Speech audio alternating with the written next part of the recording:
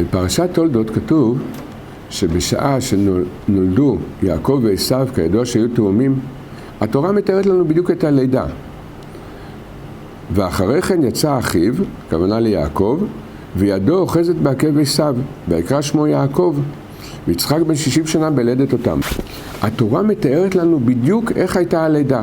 עשיו יצא ראשון, לאחר מכן יצא יעקב. כאשר יעקב יצא, הוא תפס את עקב של עשיו. לכאורה, יש מקום לשאלה שהמפרשים שואלים, הרי אין מילה מיותרת בתורה, אין שום אות ותג בתורה שאין בה סודות ומשלים ורמזים לכל סדר הנהגת העולם. מה חשוב לנו לדעת שיעקב תפס את עקב עשיו בשעה שהם נולדו?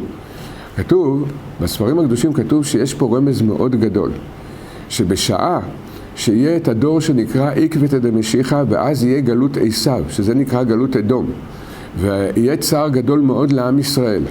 איך אנחנו נוכל להחזיק מעמד בגלות הגדולה שתהיה בזמן העקבתא דמשיחא, שזה בעצם הדור שלנו? מרמזת לנו התורה יסוד מאוד גדול, וידו אוחזת בעקב עשיו.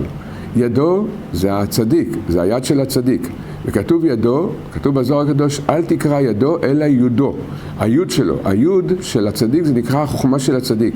כאשר נזכה להיות בהתקשרות, בהתחברות עם התורה, עם הדעת והעצות של הצדיקים האמיתיים שמבחינת יעקב אבינו, על ידי זה אנחנו נשמרים בעקבתא דמשיחא.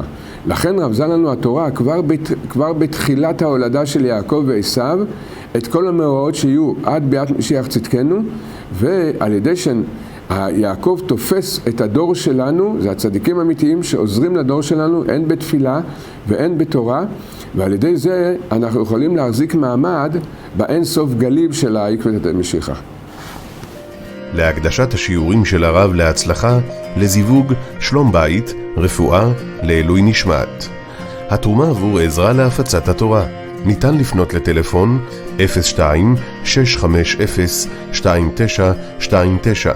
תודה רבה ותזכו למצוות.